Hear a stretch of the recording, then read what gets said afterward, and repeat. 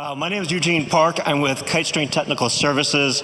We are a 26-year-old professional services and technical staffing firm out of Bentonville. We are local, locally found, locally owned, locally headquartered. It's always kind of funny to me coming to one of these conferences every single year, and I gotta tell you, every single time, we always have a conversation around, can you imagine how much this area has grown in the last 10 years, right? Remember 10 years ago, there was no AMP, there was no Topgolf, they were just opening Crystal Bridges. So much has changed here, and it's all been so good. But then we always sit there and talk about, yeah, but the traffic. There's always a problem when growth happens, right? And so that's kind of what I want to talk about today. If I think back when I first came to Arkansas about 15 years ago, technology was isolated in just a few key hubs, primarily Walmart, J.B. Hunt, Tyson, and a few other places. And you can see it in some of the buildings and some of the logos you saw surrounding David Glass. Thanks to the Northwest Arkansas Summit, the work that you all are doing, the work these folks are doing, technology has just grown and expanded so quickly in this area, which is so good. But at the same time, there have been some challenges, and that's what I want to ask these folks about. So I'm going to have everyone sort of introduce themselves. They're all old friends, but they're probably better off introducing themselves. Tell me a little who you are and what you love about your job. Can you guys hear me? So I'm Tom Arens. I'm the head of technology at Outdoor Cap here in Bentonville. For those of you that may not be familiar with Outdoor Cap, it's a locally owned, family-owned company that's operated in Northwest Arkansas for almost 47 years now. That's older than I am. We're based here in Bentonville, our headquarters, and the majority of our domestic operations are here in Bentonville. It's just a really cool company. As the name indicates, we make caps, hats, bandanas, beanies, anything above the neck, I think is what we say. We're headwear experts. So anybody that's out there that wants to come and talk about a cool local company at the end of this event, please come talk to me, because I promise it's a lot cooler than these two guys' companies. What excites me about working at Outdoor Cap, again, is because it's locally owned. I'm from Fayetteville. I'm a big advocate for Northwest Arkansas. I'll do anything I can to help drive business and revenue and cool, interesting, technical people to our area. And Outdoor Cap allows me to do that, to work alongside some other local, as a business owner, and some other really great people here in Northwest Arkansas. So that's what excites me, again, is again, because it's primarily a locally owned and operated organization operating right here in Northwest Arkansas. All right, I'm Douglas Lindemann. I'm the CIO for ArcBest. We're a multi-billion-dollar logistics company. Who's in the logistics business out there? Yeah, we got two up here, so Tom, you better watch it. You're outnumbered here. So a lot of exciting stuff going on in logistics. So that's part of what excites me about my role and the company I work for. I come from I have got a business and an IT background, and I love seeing how technology can accelerate how businesses get business value and deliver business value to our customers. I think it's important for companies to see tech as part of the business, not a separate back office function. That's kind of an older way of thinking. With all the innovation that's happening, you have to be part of a company. Companies need to see tech as part of the company, and I'm grateful to be working for a company that takes that view. I guess it's my turn. Hello, everyone. Jermaine, Oldham here, the Vice President of Tech Ops and Cybersecurity at Echo Global Logistics. I've been with the organization for about 6 months, and the fun fact that I'll share is that Tom is my successor at Outdoor Cap. I used to work at Outdoor Cap.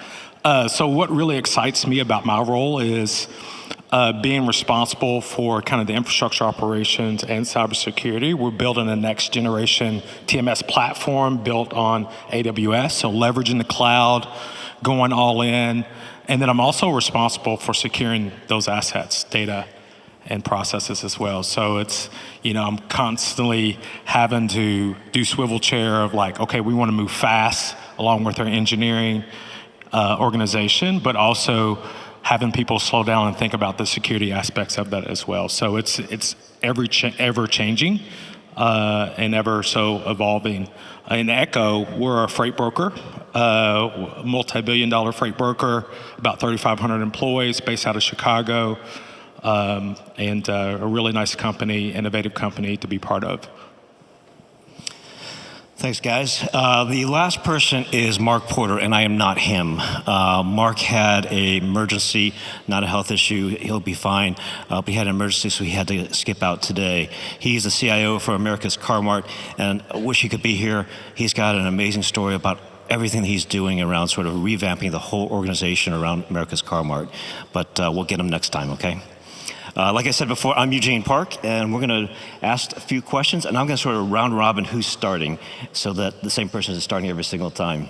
So Douglas, I'm going to go to you for the first question, and that is, can you tell us a little about some of the challenges you're facing with sort of the growing technology world in Arkansas? Yeah, so for some of the challenges we face on scaling around, probably a lot of y'all are facing as well. We continue to see demand for our services, for tech services, outpace supply, and we're in a low margin business, so we have to make sure we prioritize projects and IT work correctly. And I review survey results from business satisfaction surveys from our peers, and the constant theme is, we love what IT is doing. We just need more of those resources. But then it's difficult to go get those. So prioritization is a big thing. We're a 100-year-old company. We've had a mainframe since the 60s. So we've got millions of line of COBOL code running very well. But that we're having to go through some modernization efforts there. That can be challenging from a talent perspective, because a lot of the people that have supported those applications through the years are nearing retirement. So we found it best that when we bring new people on, we upskill them or train them in COBOL. They get to still do modern development, but they support COBOL as well. We're not doing any new development in COBOL, but we still have all those applications to support. So that's a challenge that we're facing as a company with a lot of legacy applications, but also trying to be more digital as well, and how we interact with our customers and how we use technology internally. So, like I said, our new development is all outside of the mainframe. So supporting both of those systems, I'd say those are two of our bigger issues we're facing right now. Jermaine, how about you? Yeah, it's interesting because I'm actually living in Northwest Arkansas, but the company's based out of Chicago. But when I was here, when I think about the challenges and when I think about strategy, I think about people, process, and technology. And one of the challenges that I've always faced being here is just the people aspect, because it's a very competitive market. The area is not well known to people on the outside, but when people get here, it's like, wow, this is great. There's a lot of things happening. It's very diverse. It's very eclectic.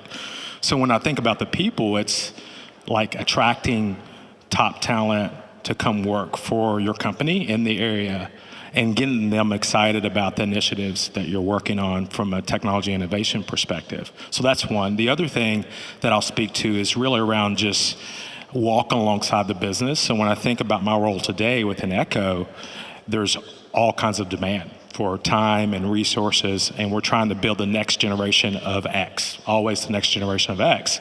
And to me, it's really around just making sure that we're properly evangelizing the work that we're doing to get the resources that we need for upcoming years, but also being really good stewards of the technology that we have. So showing that return on investment constantly, talking to the business around what that is, and also keeping pace with the business so they don't go to the outside and hire their own IT consultants or IT folks to do the job. So the two main things around people and just prioritization and keeping pace with the business. Makes sense. So Tom, you stepped into Jermaine's shoes 3.5 months ago. So this question probably doesn't even make sense to you. You don't have any challenges, right? You got everything. Jermaine had everything fixed, right? Yeah, can you hear me? Yeah. The PC answer is yes. Jermaine had all buttoned up, and it's a walk in the park. I think any leader will tell you that it's never all buttoned up. I don't care who your successor was or your predecessor. It really doesn't matter. IT changes so rapidly, so quickly, that if you're not paying attention every moment, you are behind schedule. I'm glad that Eugene picked me third, because my answer is a mix of Jermaine and Douglas's. I'd argue Douglas has been, ArcBest has been around for 100 years, so I can't even fathom the legacy systems and the COBOL mainframes. We've been around for 45 years, and we struggle with some of those same legacy challenges. I think any good leader would tell you that if you're not ready to pivot to modern technology, every day that you hold out is a more difficult task tomorrow. And I think that some of these smaller organizations where margins may be thin and leadership's reluctant to pivot, let's say whether it's on-prem services, moving those to the cloud, every year that you wait, those hardware costs grow and grow and grow. So for me, I think updating our legacy systems is a challenge, no doubt, but more so, I think I'd agree with what Jermaine said in his previous role and maybe in his current role, is that finding good qualified talent here in Northwest Arkansas is difficult. I think for a couple of reasons. One is, as Jermaine mentioned, Arkansas is a tough sell in some areas. It is what it is. Northwest Arkansas, as I said, I'm from Fayetteville, so I think it's a real gem, and I think I could probably sell it, but it's a difficult sell in general to convince people to move to Arkansas. But I tell you what, another angle of that Jermaine didn't mention is really the stiff competition for those folks that live here already in Northwest Arkansas. Whether it's, competing against Walmart or some of these other big retailers, it's difficult because we're all fighting for that same talent, the same skill sets within the same finite talent pool. Cybersecurity experts. There's a finite number of those folks here in Northwest Arkansas, and there's seemingly an unlimited number of openings and requirements for those type of people. Cloud infrastructure, data and analytics. We're struggling to find those resources, not from outside of Arkansas, but to identify and be able to woo those resources away from some of other well-established organizations here in Northwest Arkansas. And that's a good problem to have if you're from Northwest Arkansas, but as a tech leader, to some degree, we're cannibalizing one another, trying to find and trip over the same talent. So all three of you are talking about talent as a challenge. And so I've done a lot of IT strategy for CIOs in the past, and I'd say 3 years ago, the one thing I told every single CIO was the number one thing on your strategy has to be around the war for talent. It is so challenging, and it was so challenging then. I now look at the market today, it's Northwest Arkansas, and I see a lot of people that are old friends that are paying me saying, hey, I'm looking for a role, I'm looking for a role. And yet, it's hard for me to figure out how do I get this person into this role or vice versa. It's a skill set match, it's all those things. The economy is not what it was 3 years ago. Is the war for talent still out there? How do you attract and retain the good talent these days? Jermaine, you want to take the first shot at that? Yeah, absolutely. I would say it's an art and a science when you think about attracting and retaining talent. For me, part of the tech strategy needs to be people focused, and focusing on people, and then everything pretty much takes care of itself. When I think about the talent, it's stiff competition, particularly in this area, and you've got the big three. But one of the things that I do is I try to get people excited, leveraging social platforms, so LinkedIn and other avenues to get people excited about the work. So I'm very vocal about the work that we're working on, the technology innovation, and the problems that we're trying to solve, because what I'm trying to do is portray, this is a great area, this is a good company to work at, and give a little bit of detail without giving away intellectual property around what we're working on. And I think, LinkedIn, as I referred to earlier, LinkedIn's a great tool to be able to do that. And you just got to be an evangelist. Everywhere I go, when I talk to people, I'm always talking about tech and what they're working on. And, cool things around the cloud, cybersecurity, AI, and just doing that from a socialization perspective. The other thing I do is I do a lot of networking. So as I'm out meeting folks, either within this area or within Chicago or wherever I'm going, I just came back from an Octane conference, Okta conference in Las Vegas. And there I was talking to a lot of folks trying to recruit talent. to come work for Echo. And it's all about just talking about getting people excited about what you're working on, talking about the interesting challenges, and talking about how that talent can potentially fit. And then the other thing I'll say is a big contributing factor for me is that you've got to realize that you've got to pay for top talent. You've got to pay for top talent, which means that you've got to work with the business to really understand that if you want to drive technology innovation, digital transformation, you've got to go pay for that talent. And quite often it is not cheap. You know, Jermaine, I know you as a networker, and I remember, I think it was it October where you and I ran into each other at Trash? Yeah, so it was October. There was a whole big downtown pub crawl going on, and I ran to Jermaine at Trash with my dog, and he asked me, "Where'd you guys get that dog?" And so, yeah, hopefully you were able to find a nice, cute little dog. So Her name is Cadence. nice, cool. Tom, what about you? How do you see the sort of war for talent, and how do you attract and retain good talent? Well, I love it that Jermaine mentioned art and science, and I think I would say that these larger organizations, these big three in the area, it is a science because you've got MBAs across the country applying day in and day out. I think the smaller you get, the more boutique your shop, the more of an art it really is. We don't have people checking our website every day looking for openings. Our LinkedIn doesn't have 50 million followers. So it really is an art to try to identify those people who are looking for an opportunity that's a little bit different than those big three. You know, I've got experience myself. I spent I shouldn't word it like that.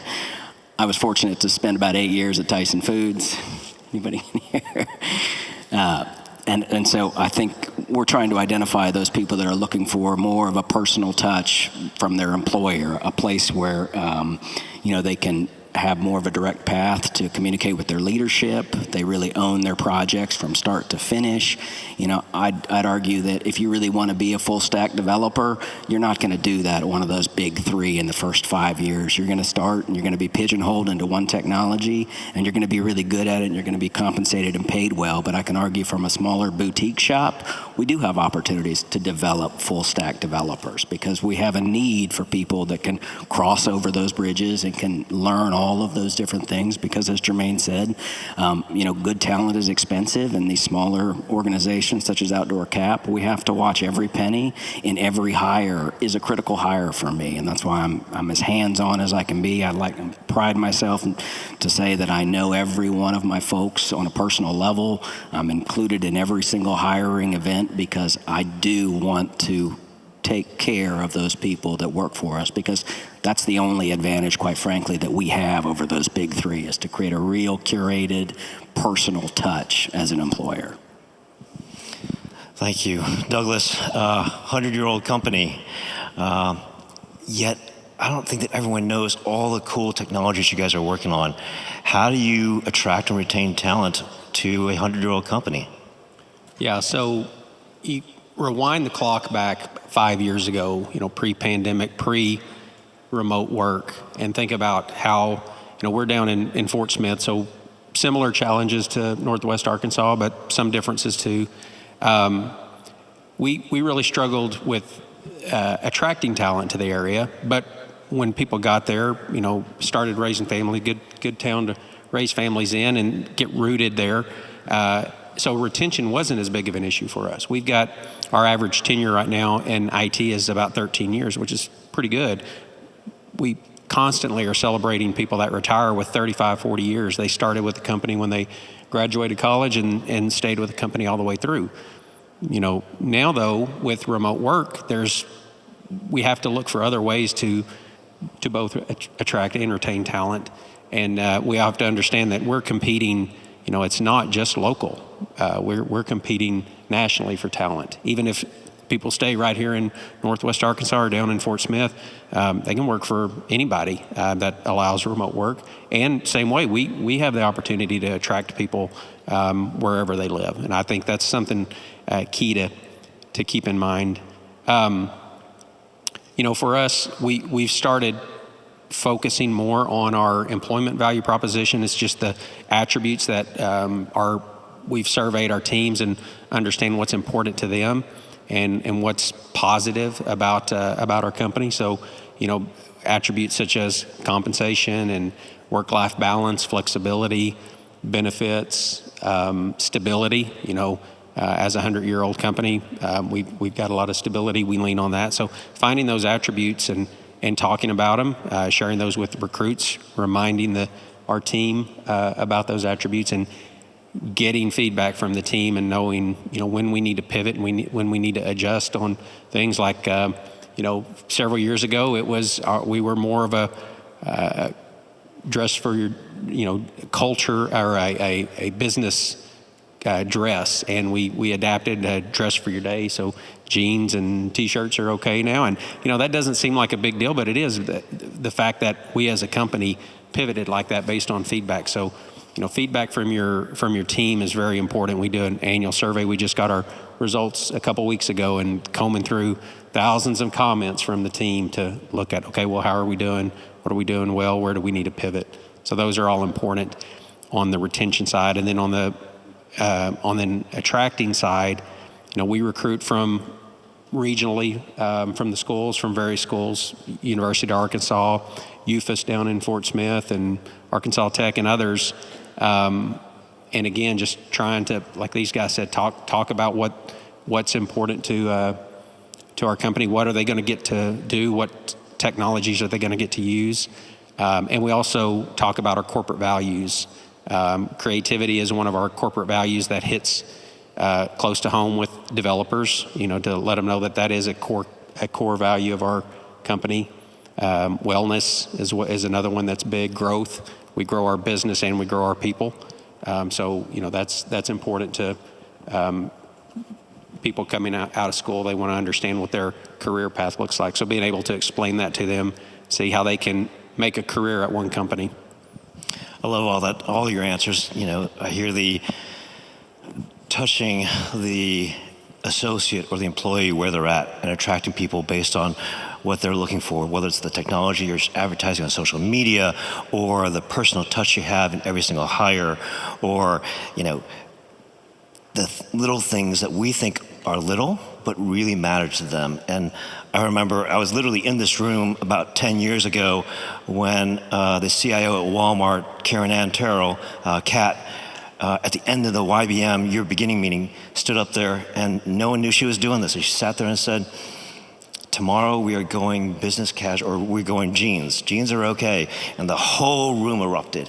And it's those little things that really matter to people. Am I working on the right technology? Is it the right environment? Do they care about me? And those things really matter. So thank you, guys. I'm going to go off script for a second. Oh, boy. We talk a lot about pre-COVID and post-COVID. And Kitestring's still trying to figure this out, and a lot of people are trying to figure this out. Where you guys stand with remote versus in office? You want to start us off, Tom? Yeah, I don't know that I had a real opinion on it pre-pandemic. I had managed a team that had some remote developers that I had never met in person, and it worked really well.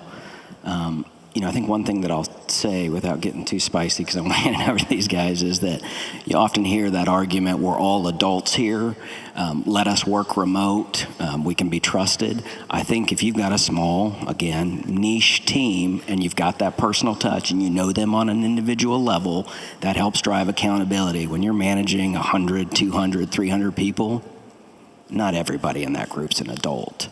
So it becomes more difficult sometimes. You end up spending time as a manager trying to navigate these one or two people out of a few dozen that take up a lot of your time trying to get them on board. You don't want to terminate somebody because they haven't really figured this out. So you spend time and time and time trying to,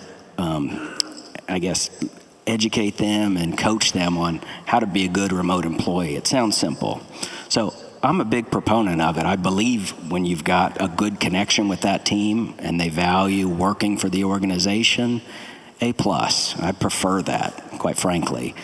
If you've got some folks that are not committed to the company or that are not committed to their own personal development, it's tough. It really is tough. So it's not a one-size-fits-all, and it's a shame that sometimes that one bad apple can ruin the bunch. But On the whole, Eugene, I'm a big proponent. I believe when done right, it's the best solution for employers and employees. But it's not as simple as it sounds. Douglas, what do you think? Yeah, so pre-pandemic, we were just getting started on piloting some work from home, some flexibility, and then of course COVID hit and everybody went remote. And so as we've adjusted our flexible work policy, and this is specifically on the tech side, through the last several years, we have made some adjustments, and we continue to evaluate it. And y'all see the headlines. A lot of companies, I think Amazon's one of the most recent one, of the return to work and bringing people back in, and kind of making you either have to come in or look for another opportunity. One of our values is collaboration, and I do think that being together in a room face to face, there is something about that is truly valuable. But I also understand developers. I was at the Gartner conference last week and talking one-on-one with an analyst about a very similar topic to this. He was talking about the idea of the flow or the zone, getting into the zone. Well, developers, when they're heads down programming, they don't necessarily need to be side by side with the people they're working with. They're a team's call away, and so I also understand the value of that. And some people can get in the zone more when they're at their house. Some people prefer to be in the office to do that. So having that flexibility, but we also want to be able. We use the SAFE framework, or if y'all are familiar with that. So we do these PI planning events where we all come in and plan our work every 3 months, and a lot of the teams, and we leave it up to the teams to decide, but they decide, hey, when we do these PI events, we want everybody in the office, so we're going to come in on those days and work together and collaborate. But we really do leave it up to the team, the dev teams, to decide what works best for them. And we have some that come into the office pretty regular, and some that are just as needed, or maybe once a month or so. So I think flexibility is important, but I also do think collaboration is important. And I think it's worth us saying that getting in front of people and sitting down across the table, you can't get that always by staring at a screen through Teams. Yep. Jermaine, you are working remote. So what's your opinion on remote? Yes. I like it when you go off script, by the way. So if you want to throw another curveball, just keep them coming, Eugene. It's awesome. Just so you guys are prepared, I'm going to ask you, what's your most embarrassing moment on the job? Oh, God. See, I just opened up a can of worms. Remote, yes. Absolutely love remote. I agree with you, Tom, and you, Douglas, around just there needs to be the right balance. The position that we've taken at Echo is that we are a proponent of hiring the best talent regardless of where they're at. And if you think about that statement, I've been able, in a short 6 months, being able to hire top talent regardless of where they're at. I just hired a principal security engineer, as an example, and this person is based out of Cleveland. And the individual in particular was a great individual that has experience across many different security domains, but didn't want to move.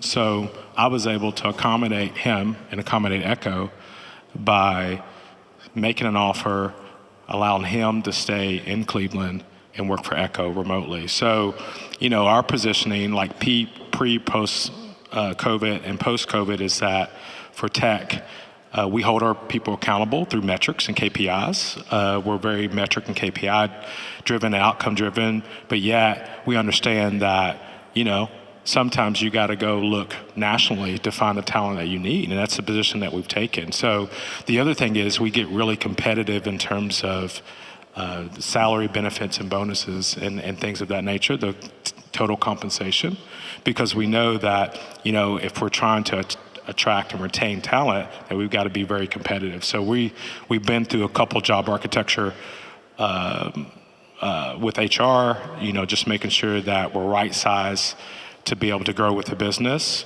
But, when I think about my team, we are dispersed everywhere. I've got people in Cleveland, I've got people in Chicago, I'm here in Northwest Arkansas, I've got people in Milwaukee. I've got people in Texas. Like, I've got people everywhere.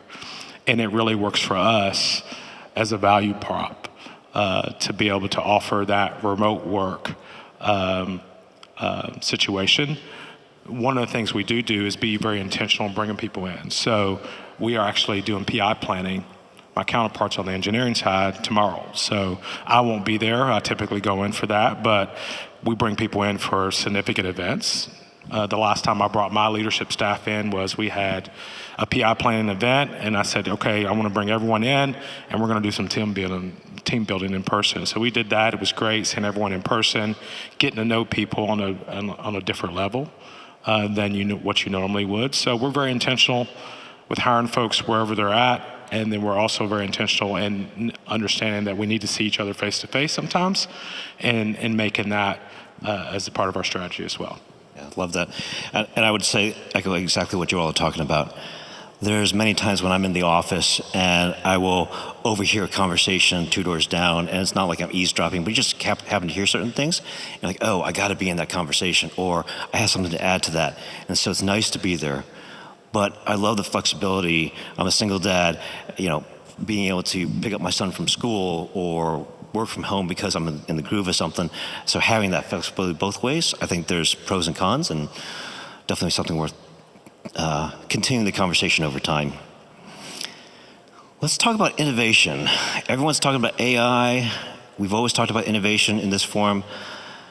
Tom, you want to start us off? How are you fostering sort of an environment of innovation in your organization? Oof, man, that's a big question. I think before I answer that, I'll talk about the challenges of AI for me personally today, and I think that's that. At Outdoor Cap, I try to approach everything from I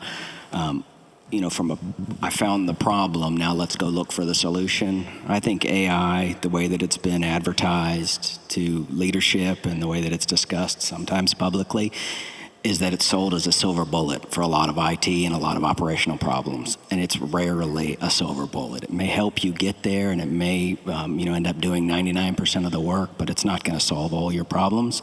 So for me, a big part of managing is tempering those expectations, letting our leadership team know that we're investigating it, we're trying as hard as we can to find opportunities to solve problems with AI, but that it's not going to revolutionize our business overnight, and we need to be very responsible with our approach to it. So for me, I think the challenge, as I said, is tempering expectations. Now that said, we try to go out of our way to integrate ourselves with the business in ways that we traditionally haven't, to try to identify some small wins that we think AI can help us with, whether it's just some small operational processing initiatives, or whether it's some much larger machine operations in our warehouse, how we can use AI to track, the maintenance plans on our big forklifts. We're trying as hard as we can to get out in the business and get out in front of it, to identify those problems, again, so that people aren't bringing us, here's AI, now go find a problem. I'd equate it to, it seems to me with AI that it's like going out and buying a shovel and then coming home and looking for something to dig up. I don't operate that way. Historically, business doesn't function that way, but AI sure seems like a shovel that somebody keeps handing me and say, go find something to dig up. Douglas, what do you think? Yeah, I agree with that on AI as being the tool. It's definitely at the peak of inflated expectations right now, and it will go drop down, and people will be like, did we assume what this was going to do, and it'll find its place, and there is a place for it.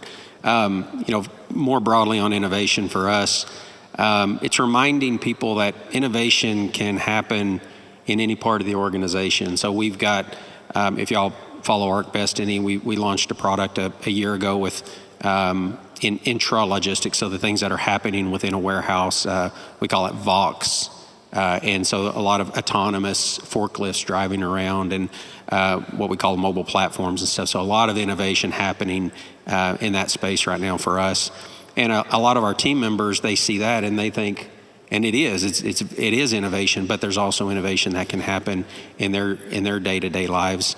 And so, like for example, we have a leadership academy where we take our top 20, 25, 30 emerging leaders every year, and we send them off to do a series of off-sites and training and around leadership. And every year the tech leaders, me and my peers, go in and talk to them, and we remind them about innovation and to think about on the business, in the business. When you're in the business, that's your day-to-day, your whirlwind stuff that you're doing. So when you're in the business working on those things, remind yourself to look for ways to improve your processes, look for ways that how can technology help you be more efficient in what you're doing, or introduce new ways of doing things. So, work on the business while you're working in the business is something we remind them to do.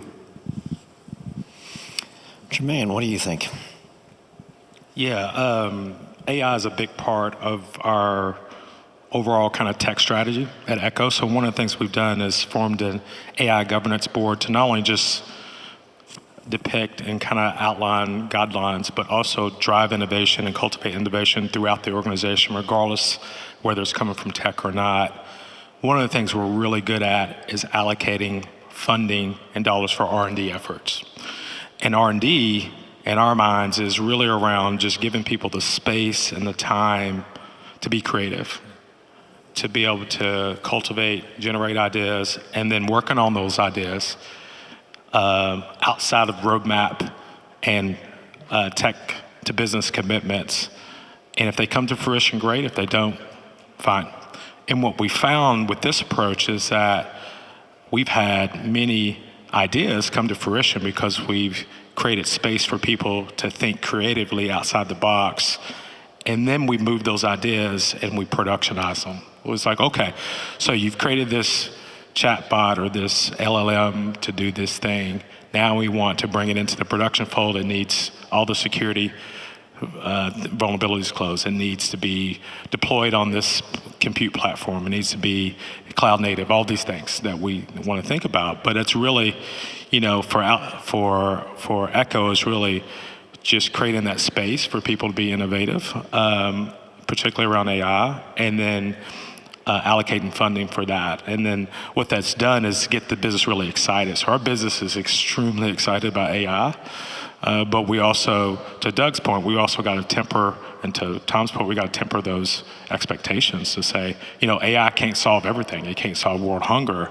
But we've got some really good use cases that we've nailed. Like, we've absolutely nailed them, and we're seeing return on investment for them. So R&D efforts for Echo is a real thing. So I think what I'm hearing is very similar stories from all three of you, that there's definitely an interesting tool with AI, and it's something that's going to be used in a number of different aspects of our business. But the real trick is, number one, how do you govern it? How do you keep it secure?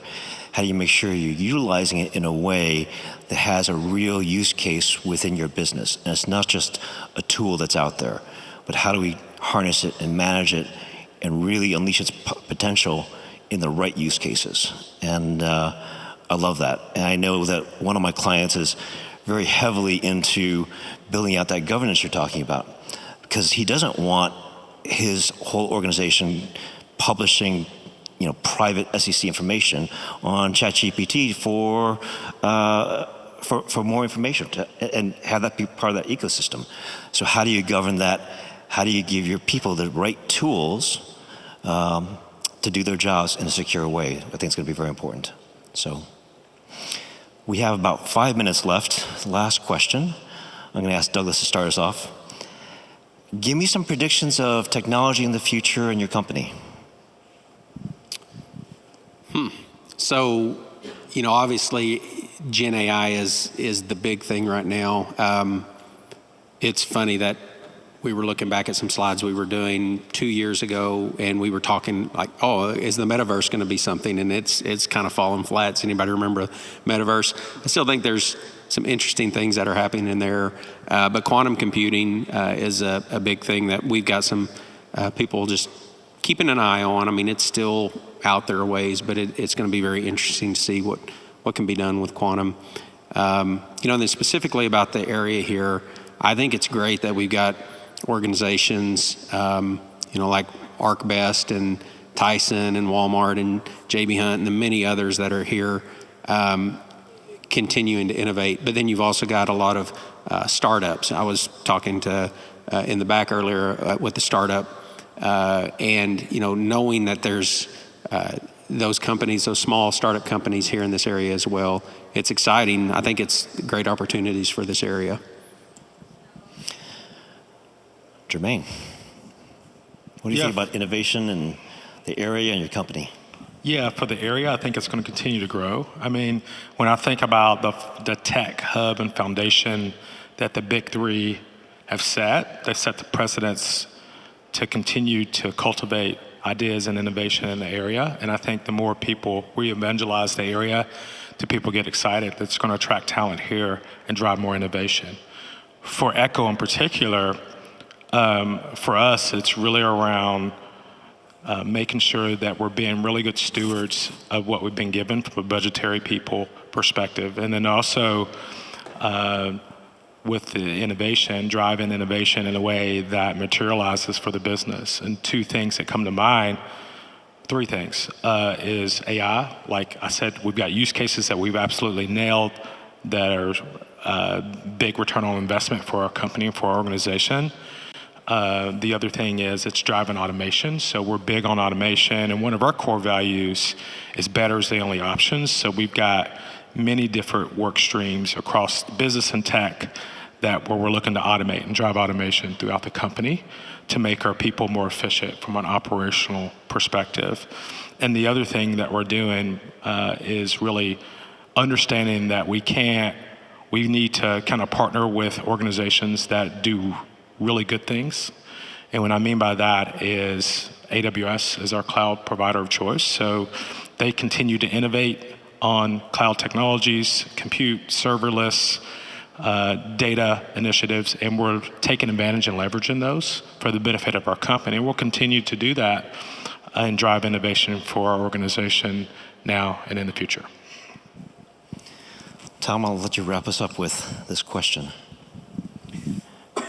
Yeah, I think at Outdoor Cap, we've got some ways that we can utilize some of this AI and these innovations to help us from a very simple manufacturing perspective, whether that's using some generative AI to maybe help us figure out what our more predictable sales forecasts look like, which would then help us manage our inventory a little bit better.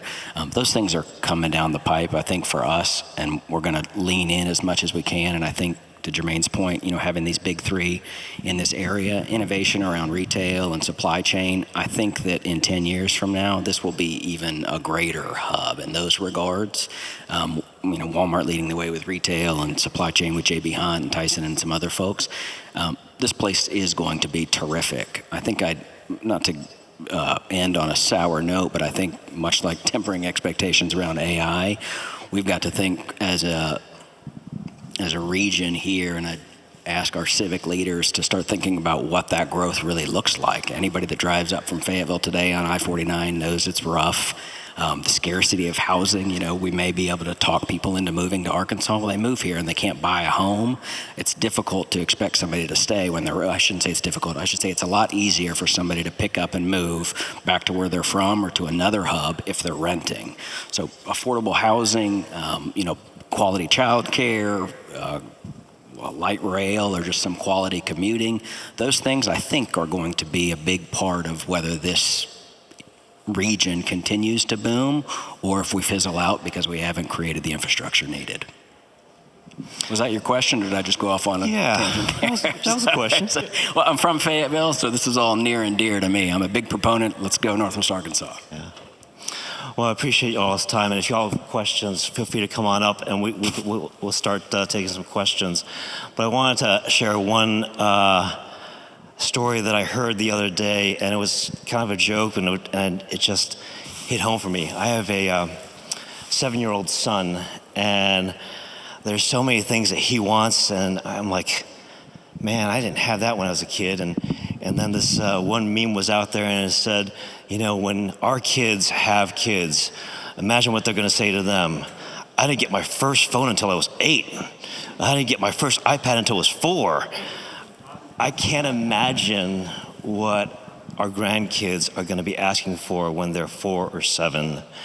And to me, knowing that this area is going to be driving a lot of that technology and a lot of those capabilities and is just super exciting, and appreciate the work that the three of you are doing, because you're driving that for us, and I just hats off to you all.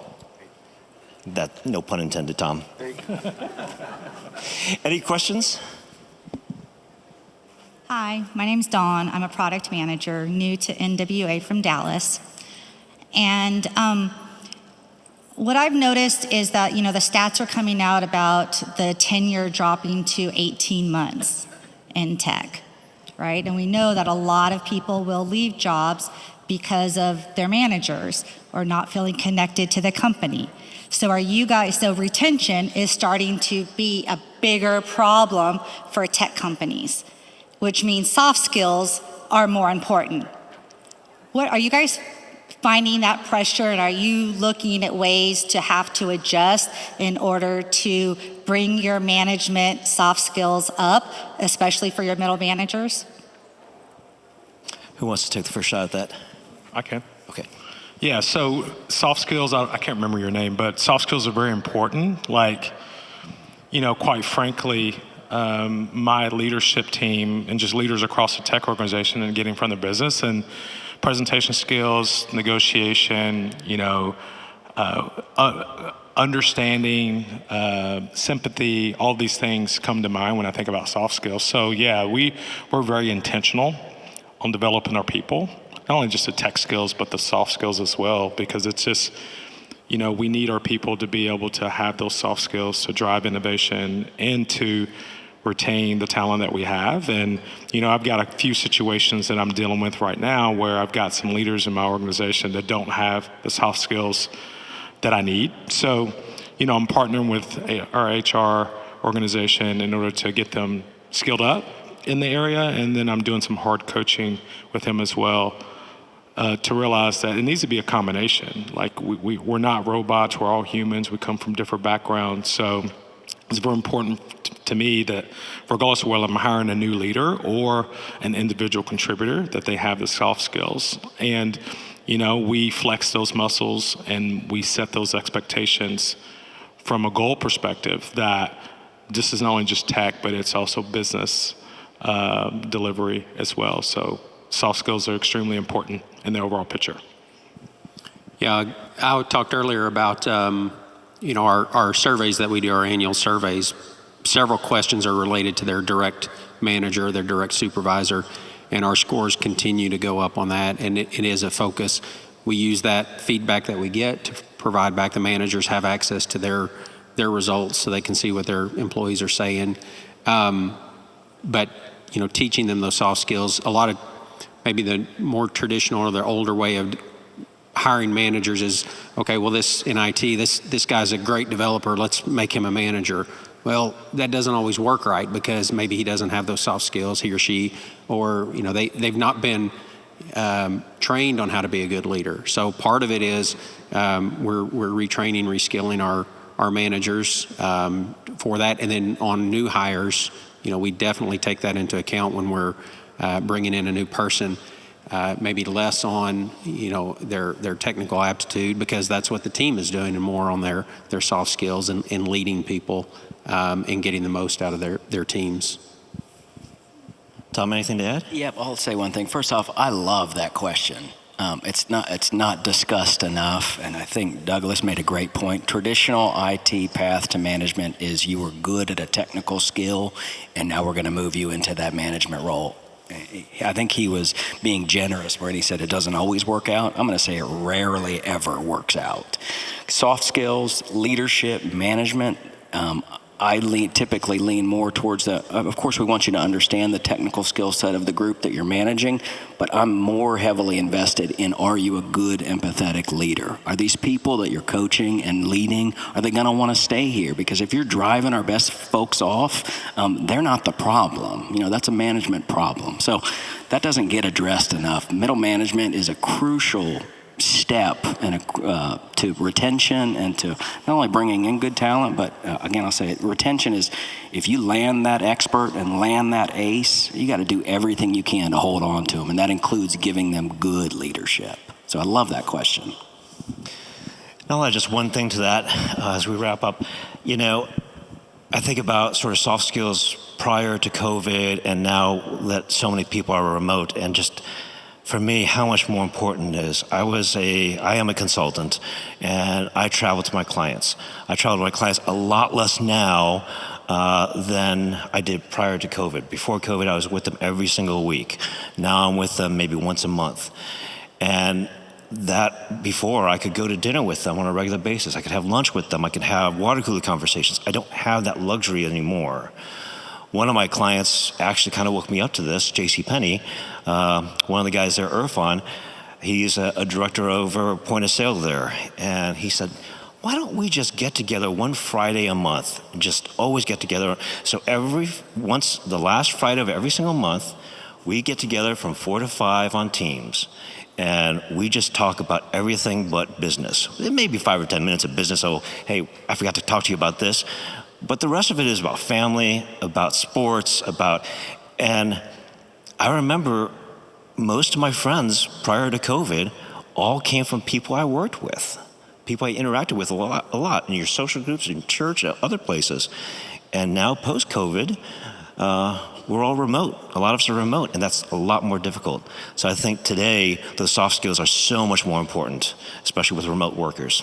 So I don't see any other questions. With that, I just want to say thank you, guys. Really appreciate your friendship, your business, and just hanging out with us today. Yep, thank you.